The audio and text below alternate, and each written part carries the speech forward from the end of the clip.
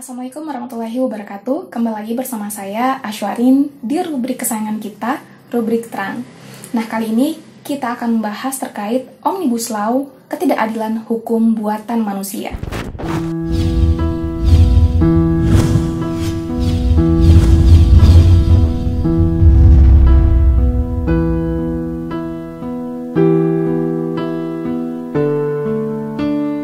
Omnibus Law Undang-Undang Cipta Kerja resmi disahkan pada rapat paripurna yang digelar di gedung DPR Senayan, Jakarta pada 5 Oktober 2020 lalu. Pengesahan ini dinilai terburu-buru, mengingat banyaknya poin-poin yang kontroversial dalam rancangan undang-undang ini. Potensi masalah yang terjadi pun cukup besar. Bisa kita saksikan terjadi banyak demonstrasi yang terjadi pasca pengesahan undang-undang ini yang terjadi di berbagai kota di Indonesia.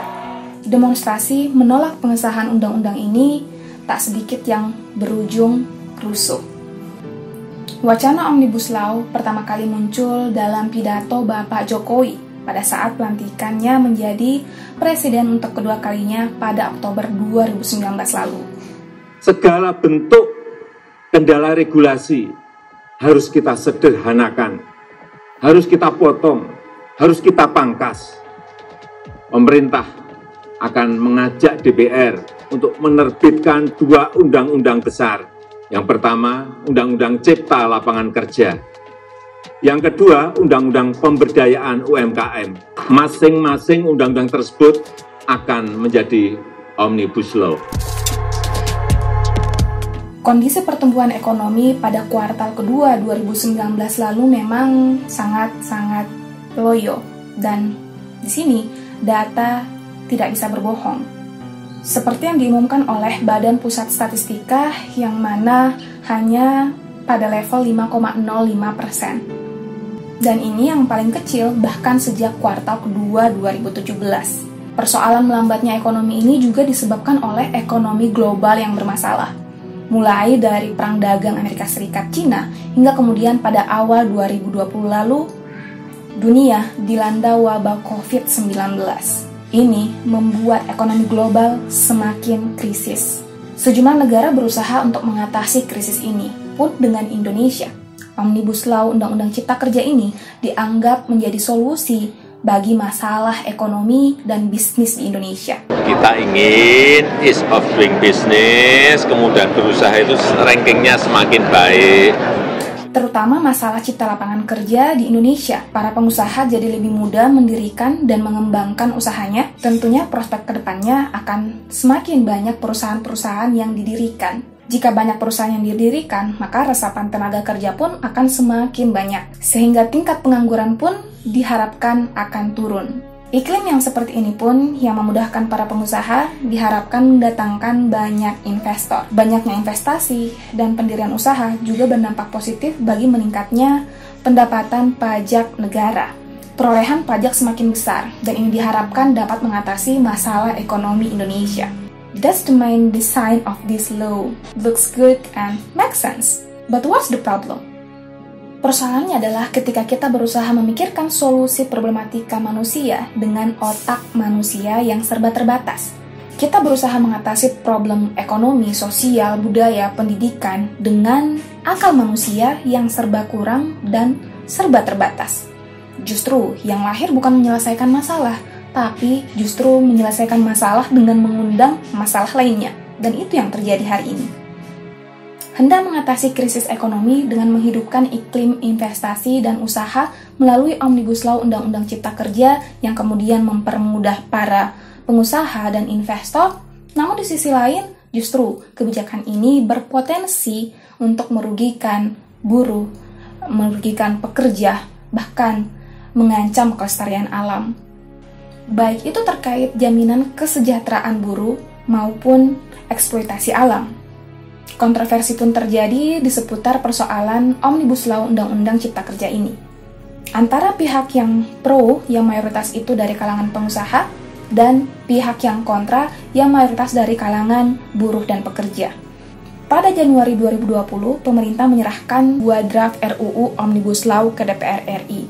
Dan pada 5 Oktober 2020 lalu, resmi disahkan oleh DPR. Proses yang begitu cepat untuk ukuran sebuah undang-undang yang cukup kompleks. Akibatnya, demonstrasi besar-besaran terjadi sebagai ekspresi kekecewaan rakyat terhadap DPR.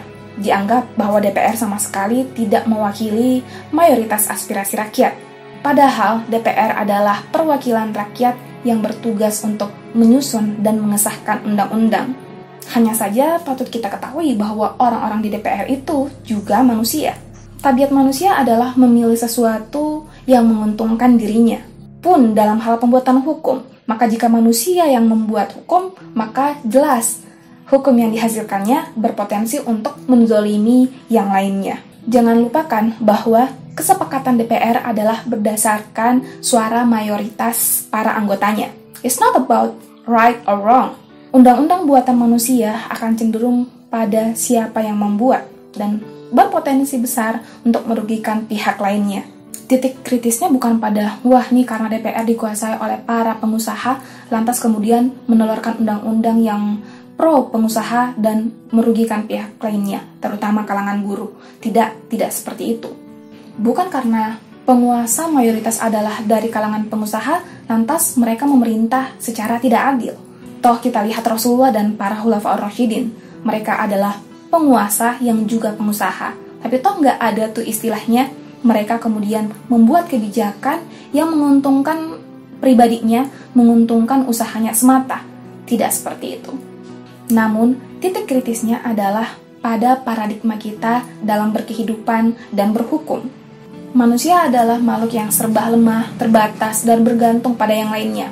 Ini adalah fakta yang tidak bisa kita bantah. Oleh karena itu, dalam Islam, manusia tidak berhak menjadikan akalnya yang terbatas itu sebagai sumber hukum. Siapa yang berhak membuat hukum? Ya pencipta. Siapa lagi kalau bukan Tuhan yang maha mengetahui segalanya. Manusia menggunakan akalnya untuk memahami hukum Tuhan yang itu ada pada Kitabullah dan As-Sunnah. Maka, jika segala hukum bersumber dari pencipta, maka tidak perlu lagi ada pertikaian panjang antara kaum berjuis dan kaum proletar. Ideologi buatan manusia, baik itu kapitalisme maupun komunisme, hanya memperpanjang pertikaian keduanya. Kapitalisme yang menjajah kaum proletar dan komunisme yang mengekang kaum berjuis. Sedangkan Islam memberikan aturan yang jika manusia mengikutinya, maka akan mencegah sesama manusia saling menzalimi.